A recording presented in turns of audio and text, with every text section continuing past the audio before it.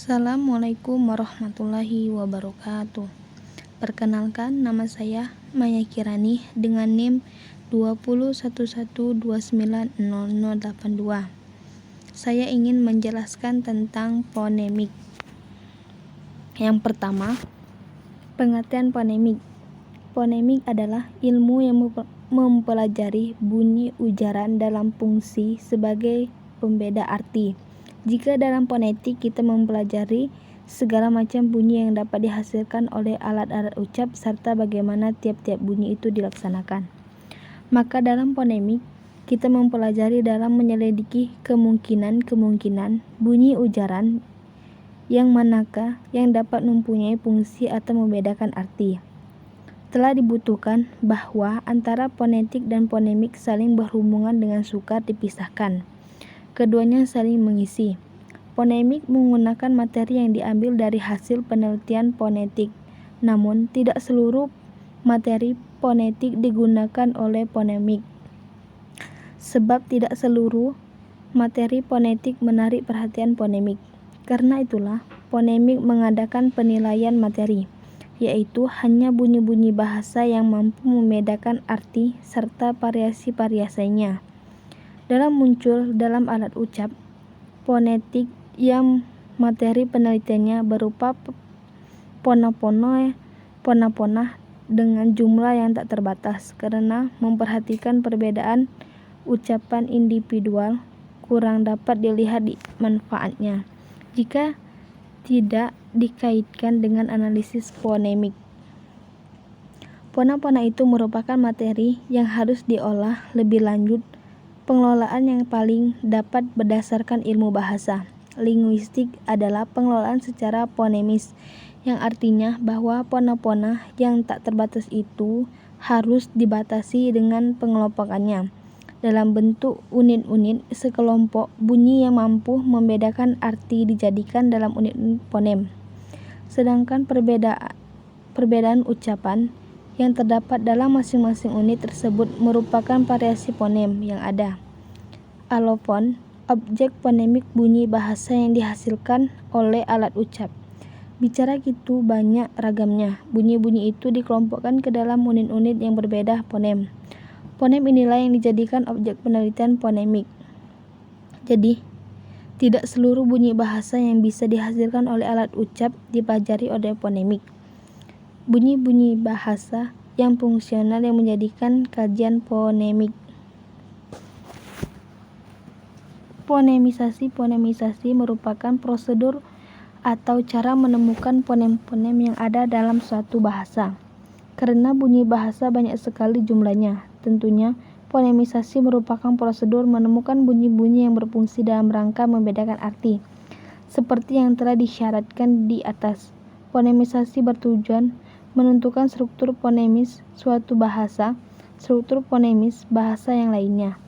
Lebih jauh dari itu, fonemisasi memiliki tujuan praktis, yaitu berusaha menciptakan ejaan ortografi sebuah bahasa. Dalam fonemisasi ini ditempuh 3 tahapan secara umum yang harus ada dalam setiap pencarian fonem-fonem suatu bahasa. Tahapan-tahapan itu hanyalah penyusunan, arranging, perbandingan, comparing, dalam menggabungkan, combining. Pada tahapan penyusunan diusahakan pencatatan terhadap segala kemungkinan perbedaan bunyi bahasa fungsional dapat membawa perbedaan arti. Bunyi-bunyi bahasa tersebut, baik yang terdapat pada awal kata, tengah kata, maupun akhir kata, harus dicatat pada tahapan perbandingan secara sederhana. Hasil penyusunan tahapan pertama di atas dibandingkan untuk menentukan bunyi manakah yang menyebabkan perbedaan arti. Untuk mempermudah usaha memperbandingkan ini, dapatlah kata-kata tersebut disusun dalam paradigma sebagai bentuk linguistik terkecil yang membedakan makna wujud fonem tidak hanya berupa bunyi-bunyi segmental, baik vokal maupun konsonan, tetapi bisa juga berupa unsur-unsur subragamental, baik nada, tekanan, durasi, maupun jeda. Walaupun kehadiran unsur subragamental ini tidak bisa dipisahkan dengan bunyi-bunyi segmental, selama ia bisa dibuktikan secara empiris sebagian unsur yang bisa membedakan makna. Ia disebut fonem. Dalam hal ini, perlu adanya fonemisasi yang ditunjukkan untuk menemukan bunyi-bunyi yang berfungsi dalam rangka membedakan makna tersebut. Dengan demikian, fonemisasi itu bertujuan untuk, yang pertama, untuk menentukan struktur fonemis sebuah bahasa. Yang kedua, membuat ortografi yang praktis dan ejaan sebuah bahasa, untuk mengenal dan menentukan bunyi-bunyi bahasa yang bersifat fungsional dan fonem. Biasanya dilakukan melalui konstras pasangan minimal. Dalam hal ini, pasangan minimal ialah pasangan bentuk-bentuk bahasa yang terkecil dan bermakna dalam sebuah bahasa. Biasanya berupa kata tunggal yang secara ideal sama, kecuali satu bunyi berbeda. Sekurang-kurangnya ada 4 premis untuk mengenali sebuah fonem, yakni yang pertama, yaitu bunyi bahasa dipengaruhi lingkungannya. Yang kedua, bunyi bahasa itu simetris. Yang ketiga, bunyi bahasa secara fonetis mirip, harus digolongkan ke dalam kelas fonem yang berbeda. Yang keempat, bunyi bahasa yang bersifat komplementer harus dimasukkan ke dalam kelas fonem yang sama. A. Realisasi fonem. Realisasi adalah mengungkapkan yang sebenarnya dari ciri atau satuan fonologis, yakni fonem menjadi bunyi bahasa. Realisasi fonem erat kaitannya dengan variasi fonem. Variasi fonem merupakan salah satu wujud pengungkapan dari realisasi fonem.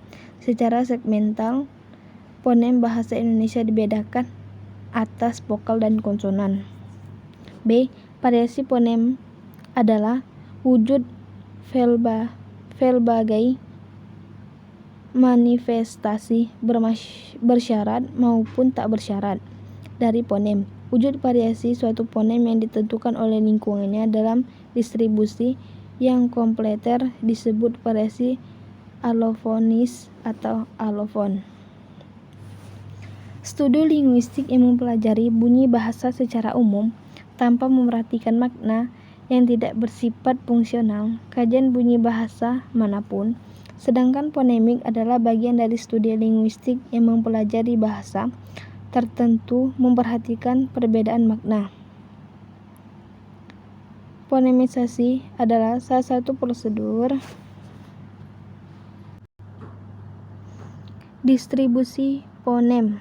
Yang pertama, distribusi fonem adalah letak atau posisi suatu fonem dalam suatu satuan yang lebih besar, yaitu tutur, morfem, atau kata. Yang kedua, dalam satuan yang lebih besar dari fonem itu terdapat 3 posisi untuk setiap fonem, yaitu posisi awal, inisial, posisi tengah, medial, dan posisi akhir atau final. Yang ketiga, sebuah fonem berdistribusi awal apabila letaknya terdapat pada awal satuan itu dan disebut berdistribusi medial. Apabila fonem itu terletak di tengah satuan itu diserta berdistribusi final bila fonem itu terletak pada akhir atau satuan itu. 4. Terdapat 4 cara menentukan distribusi suatu fonem, yaitu dalam tutur, dalam morfem, dan dalam siliban, serta hubungan urutan vokal dan konsonan. 5. Dalam hubungan dengan silaba atau fonem-fonem itu dapat berposisi sebagai tumpu awal silibah, inti atau puncak silibah, dan konda, akhir suku. Yang keenam, setiap vokal hanya berfungsi sebagai inti atau puncak siliban. Ketujuh, setiap konsonan hanya berfungsi sebagai tumpu atau koda. Yang kedelapan, tidak setiap konsonan menepati distribusi akhir atau final. Variasi fonem. Variasi fonem terjadi karena posisi atau letak suatu fonem dalam suatu kata atau suku kata yang merupakan lingkungannya. Yang kedua, variasi fonem disebut juga variasi alofonis, yaitu alofon atau realisasi fonem dalam suatu lingkungan. Variasi bebas adalah variasi fonem yang tidak mengubah makna pada suatu lingkungan tertentu. Variasi bebas dapat terjadi karena ketidaksengajaan atau karena oleh